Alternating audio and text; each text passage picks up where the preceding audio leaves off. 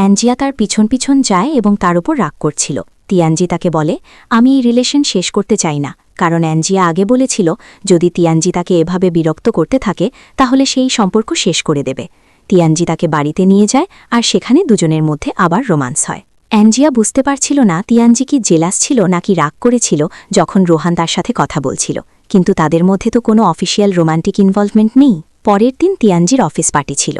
সে অ্যাঞ্জিয়াকে সঙ্গে যেতে বলে এবং সেক্রেটারিকে তার জন্য একটি ড্রেসের ব্যবস্থা করতে বলে। অ্যাঞ্জিয়া তার ফ্রেন্ডের সাথে কথা বলে, দেখো না, তিয়ানজি আমাকে অফিসিয়াল পার্টিতে নিয়ে যেতে চায়, গেলে তো সবাই ভাববে আমাদের মধ্যে কিছু আছে। ফ্রেন্ড বলে, এটা অফিসিয়াল পার্টি, সে নিজে ডাকছে, যাওয়া উচিত, এতে তোমারও লাভ হতে পারে, আর হয়তো সে এখন তোমাকে সিরিয়াসলি ভাবছে। অ্যাঞ্জিয়া বলে, না, সে খুব ধনী আর আমাদের সম্পর্ক কখনো ভালোবাসায় যাবে না। তবুও ফ্রেন্ডের কথাই সে রাজি হয়। পার্টিতে তিয়ানজি তাকে এমপ্লয়ি হিসেবেই পরিচয় করায়। সেখানে একটি মেয়ে ছিল যে তিয়ানজিকে পছন্দ করত।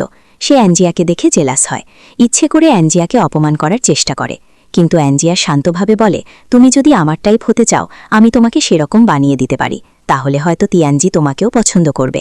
মেয়েটি অপমানিত হয়ে সরে যায়।